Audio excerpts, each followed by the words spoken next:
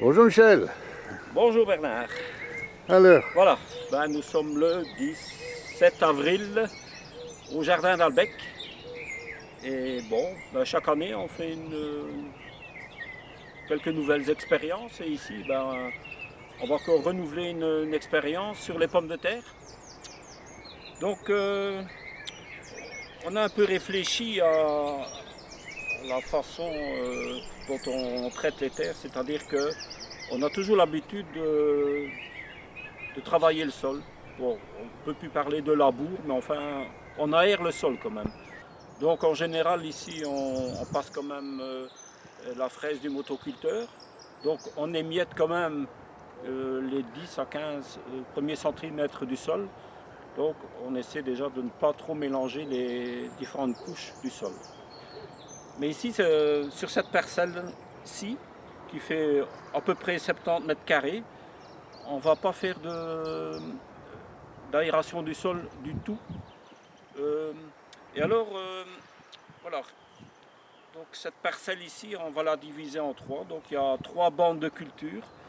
Donc il y aura deux bandes de culture réservées aux pommes de terre.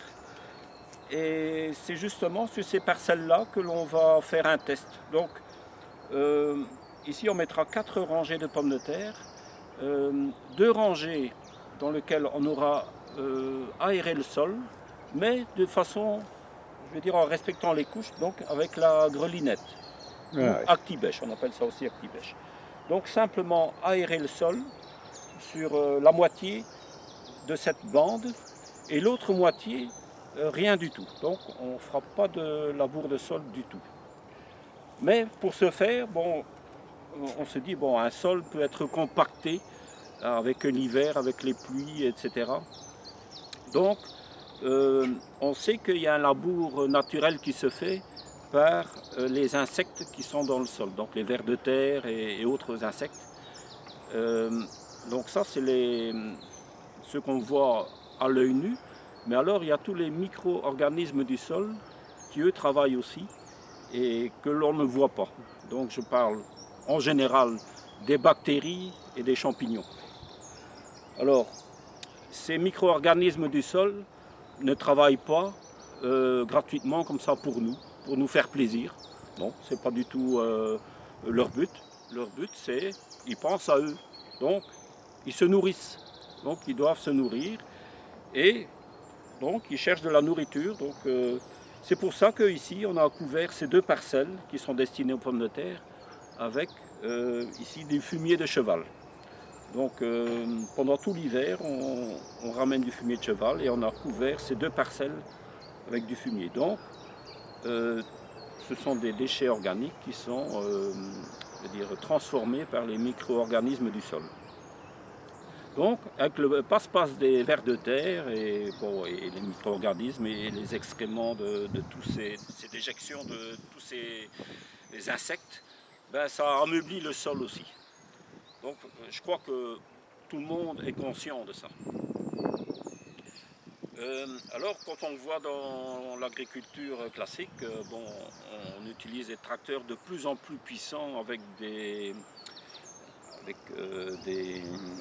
charrues qui retournent le sol.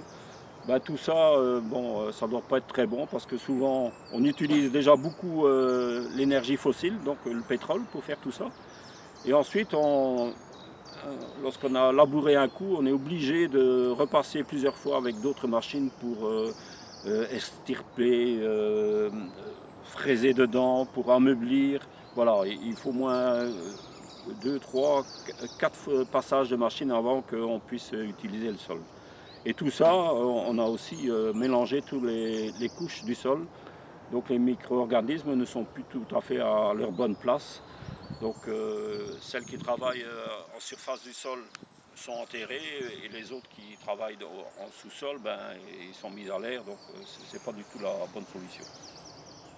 Donc voilà, l'expérience est ça. Donc ici, on va planter, donc après nos pommes de terre, sans remuer le sol, donc on va faire des trous, donc avec un plantoir à bulbe. On va passer à travers la couche de paille et on y mettra le plant donc au fond du trou. Alors,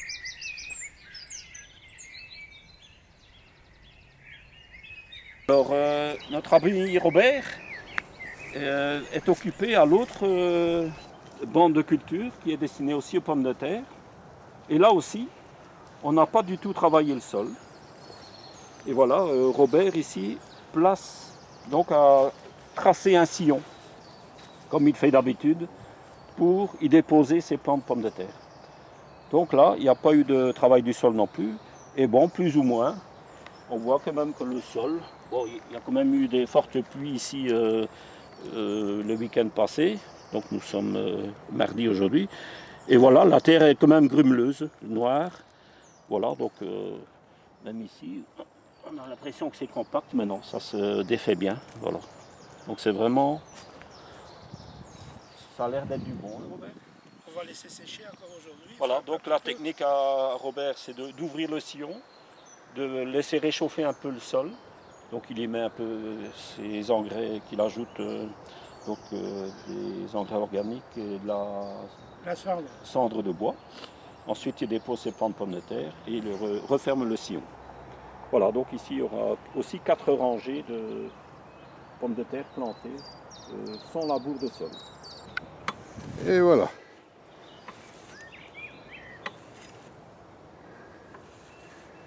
Et Robert qui fait son sillon avec l'outil de son grand-père.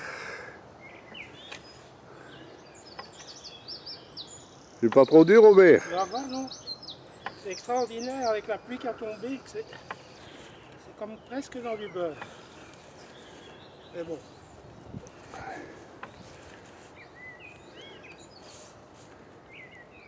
Voilà. Un tour d'à côté.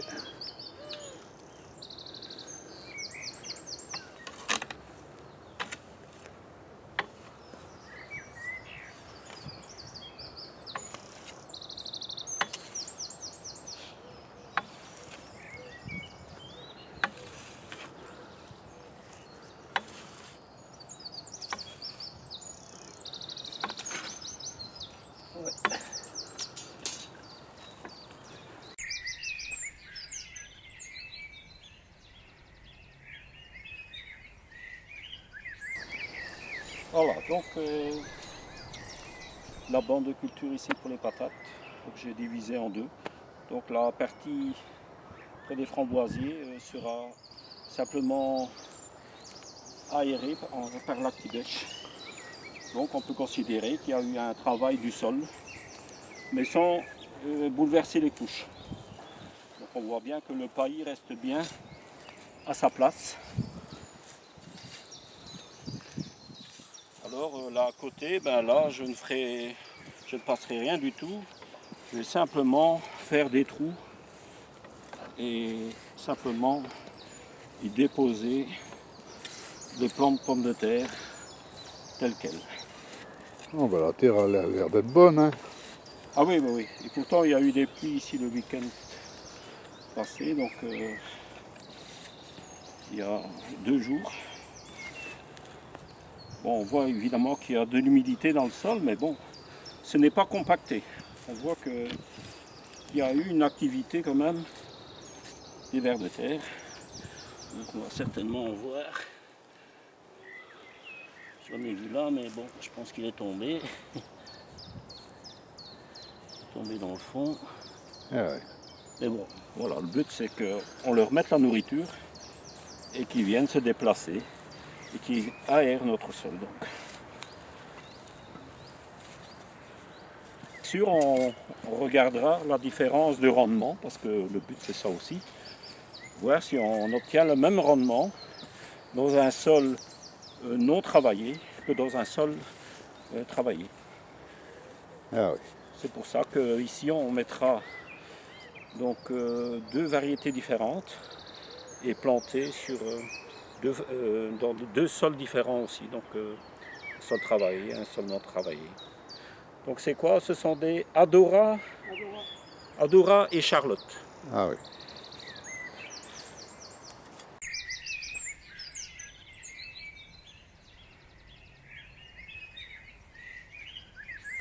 Et voilà, on en revient chez Michel. Alors Michel. Voilà, donc j'ai passé l'Actibèche ici sur la moitié de cette bande. Donc ici, je suis occupé de planter les pommes de terre. Donc ce sont des demi-lignes. Donc les charlottes seront par ici, donc jusqu'au bâton, au milieu de la parcelle, et les Adora de l'autre côté.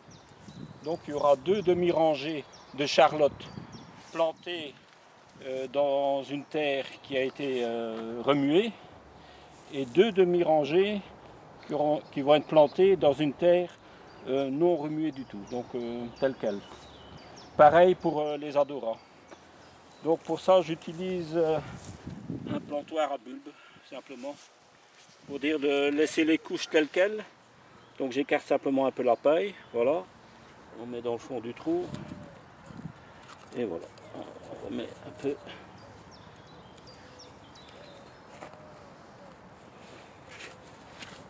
Donc c'est à peu près une quinzaine de centimètres, hein, donc jusqu'ici à peu près.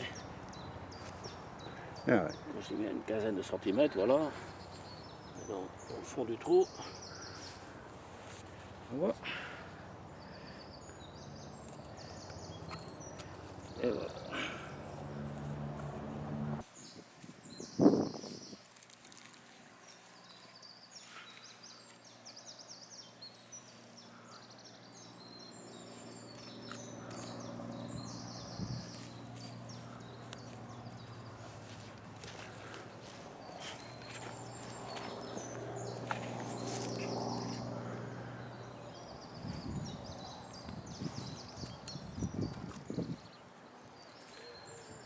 Voilà, donc ici, je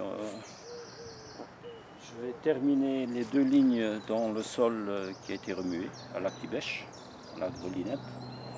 Et ensuite, je vais entamer les rangées dans un sol qui n'a pas été du tout aéré ni remué. Et je pense que le sol sera meuble malgré tout.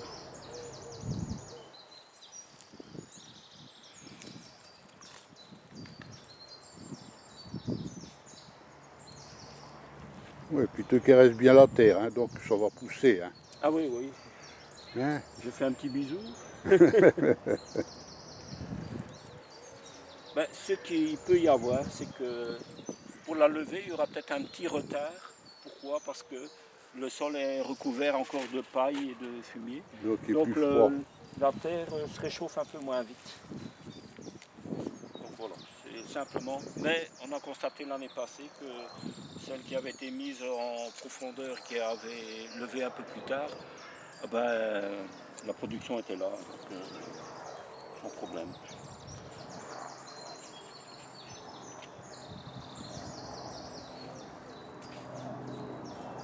Et voilà. Et voilà.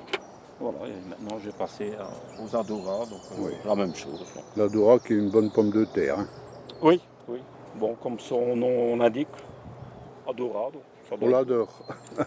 je pense bien, oui, j'ai plus souvenance, mais oui, ça doit certainement être bon. Comme la gourmandine, ben voilà, je suppose que ça doit être une bonne aussi.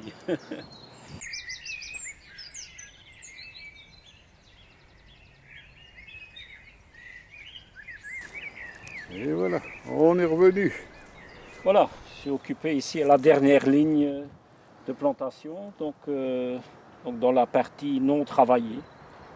Donc quand même les sols couverts, mais on peut constater que le sous-sol est quand même un peu plus compact. Donc que la carotte de terre reste très, très collée à l'emporte-pièce ici. Voilà, on est bien. Non, on voit bien ici la pomme de terre dans le fond. Et voilà, et ici on peut voir que la carotte de terre, elle reste quand même un peu compacte. Bon, ce n'est pas de la boue non plus, mais voilà, il faut un peu l'émietter. Donc, question pratique, question de plantation, c'est quand même un peu plus dur à enfoncer l'outil. En plus, il y a peut-être un objet ici, un caillou. Voilà. Donc on voit que la carotte de terre est quand même plus compacte. Ah ouais.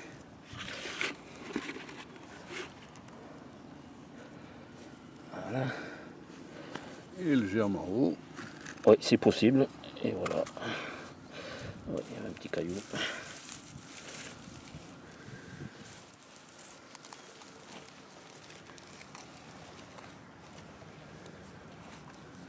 Évidemment, ce n'est pas une technique à appliquer sur toutes les parcelles de pommes de terre parce que bon, ça demande quand même beaucoup de temps et de travail pour faire ça un à un.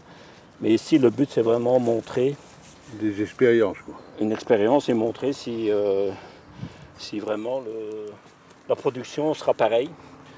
Donc à mon avis, je crois que voilà, comme le sol est plus compact, peut-être que la choque de pommes de terre sera plus resserrée contre le plan mer.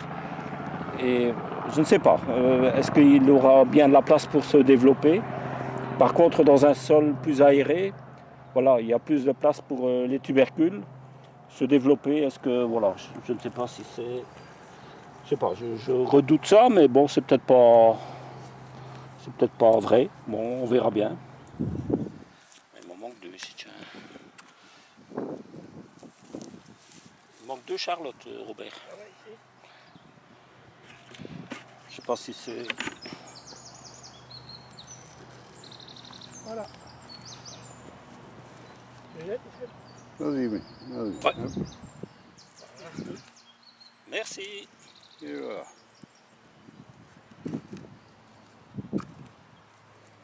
On voit quand même que la différence entre cette partie-là qui a été travaillée, le sol s'émiettait beaucoup plus facilement. Ah oui. Ici, bon, c'est un peu plus compact. Et voilà. Bah, tout ça, on verra un peu, on va un peu suivre l'évolution de cette parcelle. Donc la levée des pommes de terre. Alors, ouais, il faudra quand même un peu les buter pour que la pomme de terre soit bien couverte. Et alors, à la récolte, surtout, on verra si vraiment il y a une différence entre cette partie-là qui a été travaillée et cette partie-ci qui ne l'a pas été. Ah oui. Voilà, c'était un peu le but. Voilà, on vous tiendra au courant de tout ça. Merci. Allez, à plus tard, Michel.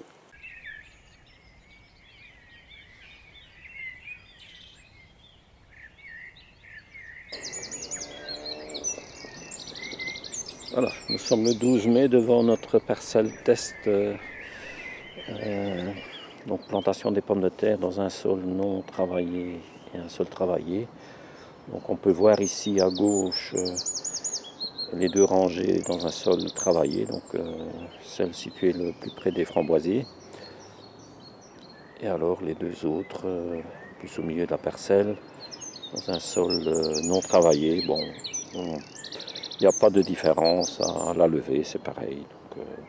D'ailleurs, ça a été planté de la même façon, donc avec un trou en porte-pièce, un planteur à bulbe. Donc, il n'y a pas de raison qu'il y ait une différence d'ailleurs. Donc, la pousse est égale donc dans les deux fois deux rangées. Ben voilà. On suivra un peu tout ça en cours de culture et on vous tiendra au courant. À bientôt.